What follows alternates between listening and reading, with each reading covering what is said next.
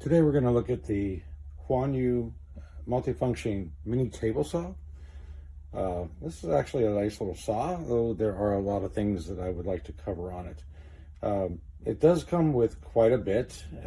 I'm not quite sure why they give you diamond hole saws to mount on it, as the only place I can see that where they could go it would be on the side here, and which would not do much good. I'm assuming you could hold items up to it for rounding. That would be my only guess. The extension is nice. It does hook into the chuck on the side. It does have a little bit of a warble though. It's not perfect, but it would work definitely.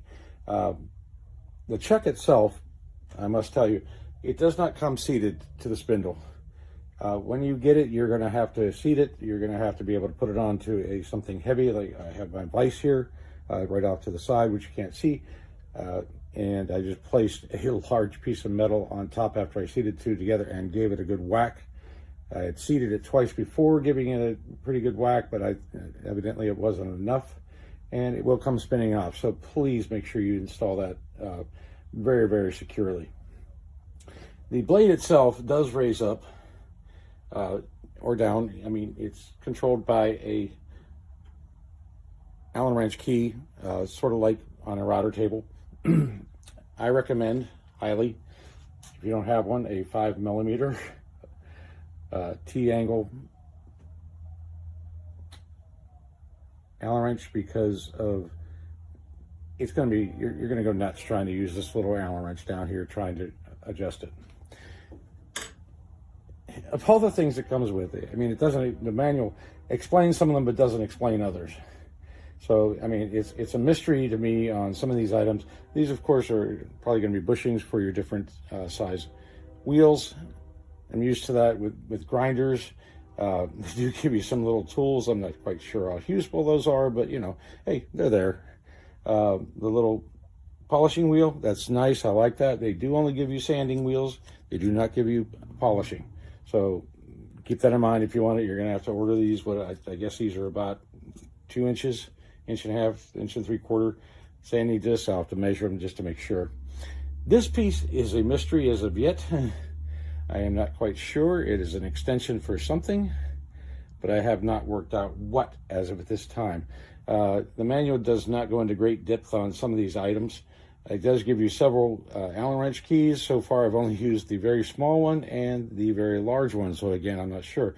Then it gives you these extenders, which I'm pretty sure are going to be used with that piece there. Again, I have to find out what this actually goes to. The manual did not state that I could find so far. He also give you this little round one here. And all that's for is holding this in place while you stick it in there, hold it in place while you're tightening your bit down. It can use normal Dremel bits. I've used it with it. So it does all right, but the warble does kind of put a damper on things. So just be careful when you're using it. And again, make sure that chuck is seated very, very well. You don't want that thing spinning off on you. Not that it's going to go anywhere, or, you know, like whap around and hit you in the face, I wouldn't think. But it's unnerving to have it come undone. And you don't want to have nothing in the chuck while you're working one time and have that thing come spinning off the table and possibly hit you in some place you don't want to be hit. It does come with a nice selection of blades. One's for cutting like glass and ceramic, a grinding wheel. It does have a blade installed on it. I will tell you, it does state that do not do hardwoods with this. I did cut a little bit of oak. It was no thicker than this and no longer than that, and the machine struggled and it actually burned it on the end. So definitely no hardwoods, and it states that in the manual. So again, I was just testing it out, see what it would do. I would not recommend it because it struggled a little bit on it. On that, other than that, notes.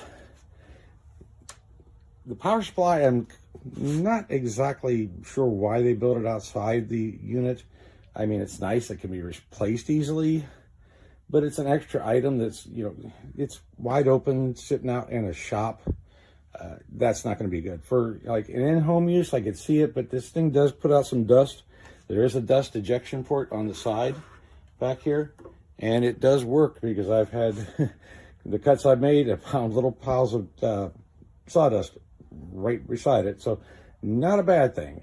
It's like I said, it's not bad overall. It's just not going to be for any major projects. What I would recommend this for would be something maybe you even use in-house. But one thing that's really bad is there's no way to tie it down.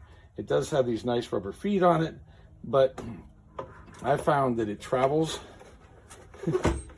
when trying to use the extension. I've had the machine walking all over the top of my bench here, so I am going to have to find a way to make it a little more sturdy in that aspect. But again, if you're just using this for small items, I don't think it's going to be an issue with that when you're cutting. Just make sure that it's seated well so that it doesn't slip and you have an accident.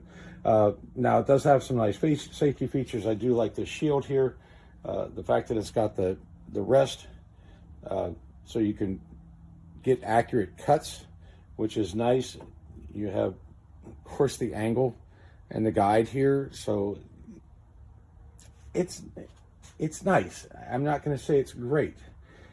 It'll do for a lot of things, and for people making small projects and crafts, I think this thing would be invaluable. Honestly, I have a full-size table saw and a reciprocating saw, and there's some cuts that I would not want to make on that, on like small fine pieces, that this would do outstanding for. Even small frames, as long as I was making it out of a soft wood, I would not have to worry about this particular machine, and it would, I think, honestly, give me a lot more confidence to make some of these finer cuts that on the big machines, on just about, on the small pieces, you don't want to do that. I mean, here you got an option to make a nice straight cut through a soft material, and I don't think you're going to have as much risk to your fingers. Plus, it does have this nice guard here. Now, I will warn, just like a regular table saw, you cut something and it's going down along this guide here, and you get to that end, it's going to spit it out to you. Now, at 13,000 RPM, that's going to come out pretty fast. But again, you're not cutting big items like you would be on a regular table saw. So if you do get hit, it's not going to be quite as bad. I've been hit with some items off my table saw. When I was first starting out on this, you learn rather quickly to keep that from happening. So, one thing I did not mention, kind of odd, they do give you an extra switch. I'm wondering, do they expect one to fail? That's kind of scary in itself, but it's nice that they give you the spare. So, a lot of good features.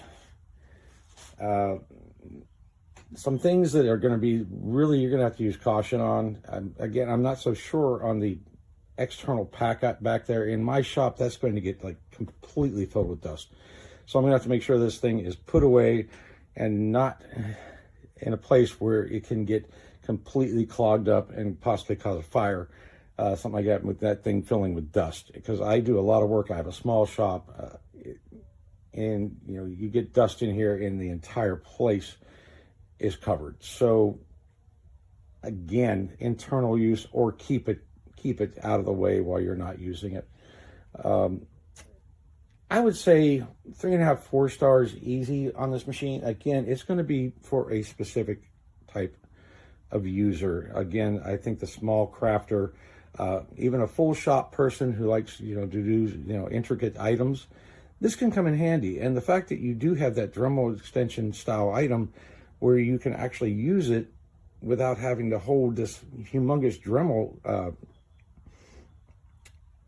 the actual Dremel tool, is kind of nice. But again, this was walking all over the desk because I was using that. And, not that I was going anywhere. I would retract the blade down all the way just so you're safe. I'm sorry this review went very long, but there's a lot to cover on this. And I'm not going to operate the machine for you. Its speed and sound, like I said, 13,000 RPM. I guess you could say it sounds like a muffled Dremel because of the fact that it's got so much more space. It doesn't produce such a high pitch whir. It is there, but it's not as bad. I would still recommend wearing ear protection, eye protection, even a dust mask, because this will kick out some dust on the small items.